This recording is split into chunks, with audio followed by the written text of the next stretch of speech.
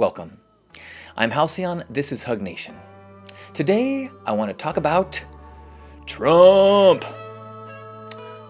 But before I do, let me just ease into that. Because I recognize that politics is a dirty and dangerous terrain. And I think that it's important to remember that the worldly drama are things that you need to engage with a little bit of distance and with the understanding that you're doing so out of choice. There's a difference between being concerned about politics and being concerned about feeding your belly or keeping your body safe. Politics is out there. Okay. We are the universe. We are all, and we choose to have a individual human experience.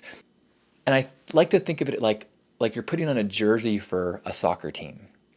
And so I put on the jersey, I get on the field, and start to really care about scoring goals and about stopping them from scoring goals and about helping my teammates and get really excited about this game and get motivated to be a good sportsmanship. Yeah, I'm good with the sport talk. To be honorable in the game. And you want to care enough that you're running and you're sweating and sliding and just really enjoying the drama of it. But understanding that when you are so engaged in the game and you get so sucked in to the drama of what's going on the field that you forget that you're playing a game by choice, that's when you need to check in with yourself and recalibrate. If you are so engaged and that you're stressed to the point that you are making yourself sick, recalibrate. If you're so into the game that you want harm, you want to hurt people that are on the other side, recalibrate. So politics is one of these games, and whatever jersey you're wearing, know that you are on the field, and the opponents, however demonic or evil they are just wearing another jersey. Okay, so that being said, I've got my jersey on. I'm in the game of politics. Now I'm going to talk about Trump. Now, in a previous video, I talked about how I was a single issue voter and I'm supporting Bernie Sanders, and I am still supporting Bernie Sanders. But what I said was my single issue that I cared about was election reform, and that in the current state of money in politics and money in elections, we have this corruption that has to be taken care of before we can get too invested in other issues, because anything you care about is going to get corrupted and distorted, and you have to deal with elections first. Be careful what you wish for, because, hey, guess who is also outside of the corruption of the electoral system and financial contributions and such? Sure, Bernie Sanders and Trump. So why am I not a fan of Trump if that's the only issue I care about? Well, okay, I guess it's not the only issue I care about. I guess I'm a two-issue voter. I'm in favor of election reform and avoiding fascism. Because as much as I want to get into debates about the issues or about the wall or about finances or about economic policy, there's many things that I hear Trump say that makes me go, oh my gosh, that's crazy.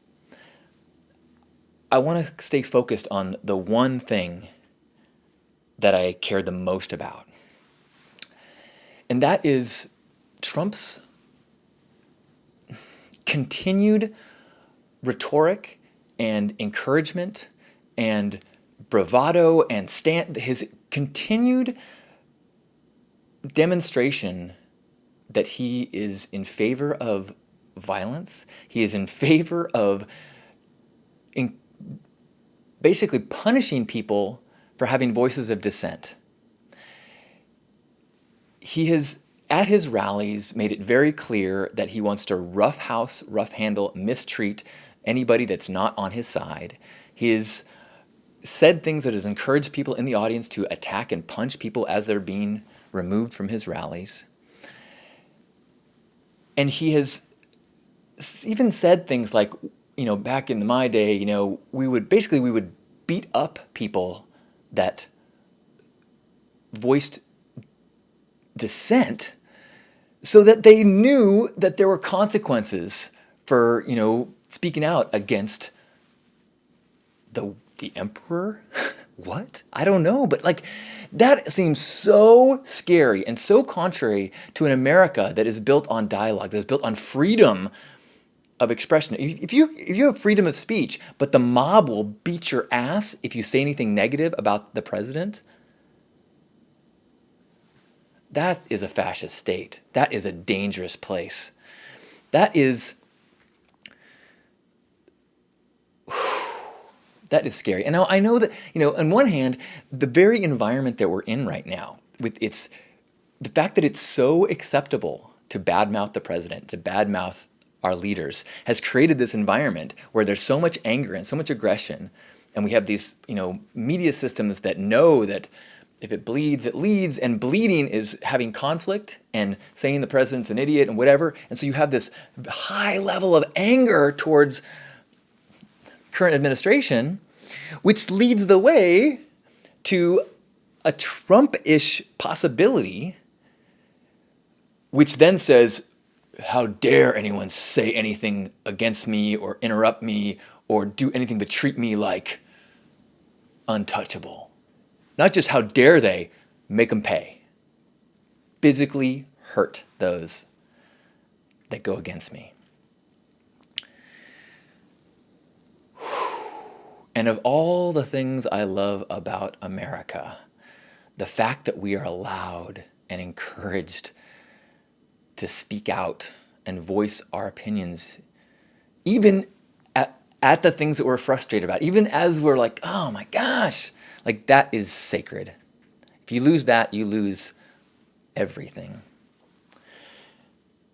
There was recently a incident where the artist who made that naked Trump painting, where she painted Trump naked and not very well endowed, and began getting death threats, and then a car full of Trump supporters attacked her.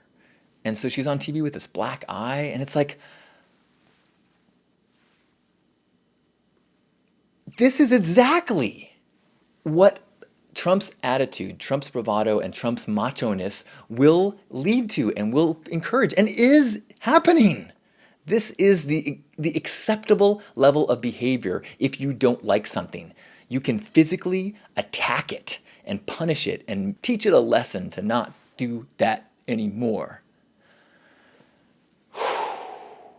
Now, how different is that from the video that was circulated when Bernie Sanders was on stage and his talk got interrupted by the Black Lives Matter protesters, and he ended up actually giving them the microphone for a while. And a lot of people actually were like, that kind of pissed them off. They agree with Trump. Screw that. Don't reward people for, that kind of behavior. It is natural to want to be a badass. It is natural to want to crush your enemies. In fact, what did they ask Conan? Conan the Barbarian. Conan, what is best in life? To crush your enemies, see them driven before you, and hear the lamentations of their women. Conan the Barbarian was my favorite movie when I was 12 years old. I even had a Conan decorated Baskin-Robbins ice cream cake. So I love Conan. I loved Conan. I loved the macho-ness and the badassery and the don't take no. But I was 12. And that level of discourse and attitude does not get us to a peaceful tomorrow. I watched the movie John Wick last night and saw Keanu's character go on this just killing rampage in revenge of his dog being killed. And I admit, as I'm watching, I'm like, yeah, get him, yeah, shoot him in the face, yeah, yeah. So it's not crazy that we as human beings get caught up in this desire to be badasses, desire to shoot them in the face if they do us wrong. But the problem is that is a contained black and white scripted world. And it's very clear that the good guy with the white hat got wronged. The world we live in,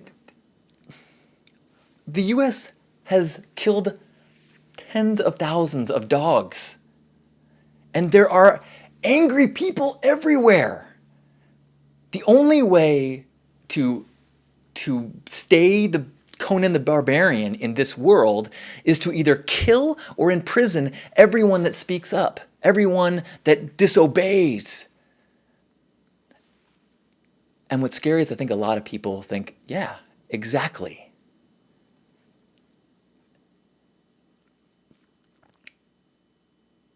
But a world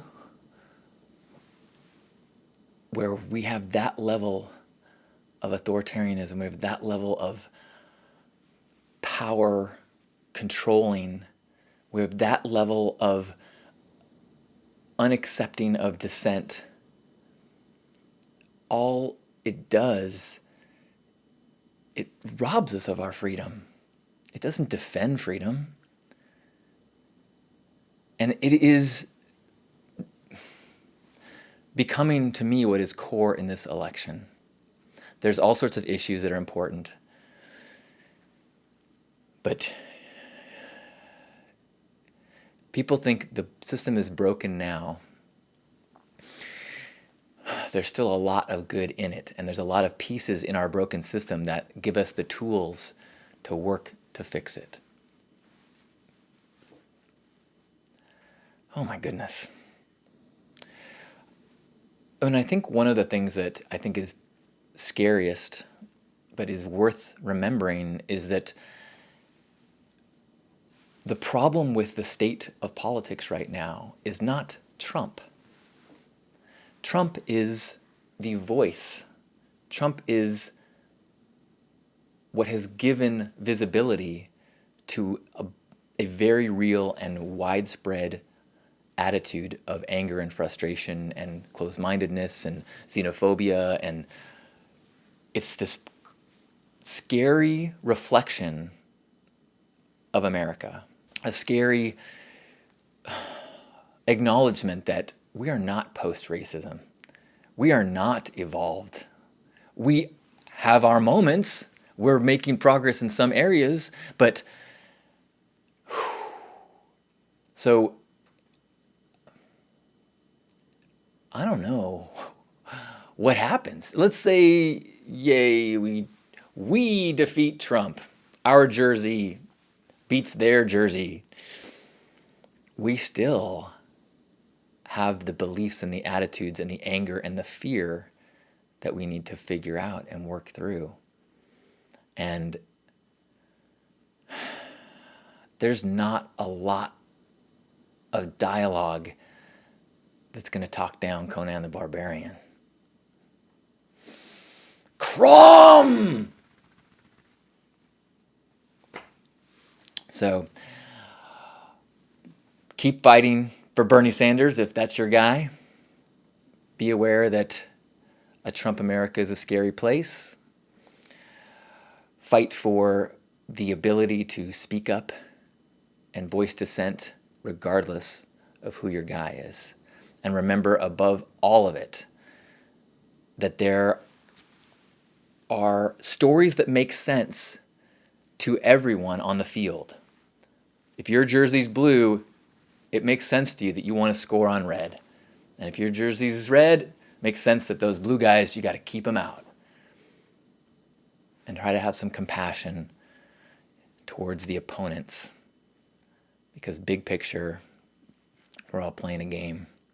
And compassion is the only filter that can connect us. Whew.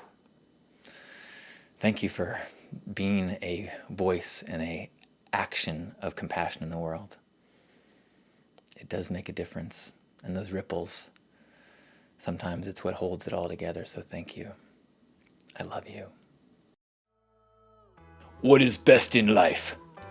To crush your enemies, see them driven before you, and hear the lamentations of their women.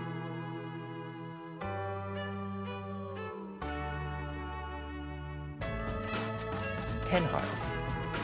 Each tiny heart is an origami piece of brilliant beauty made out of a $100 bill.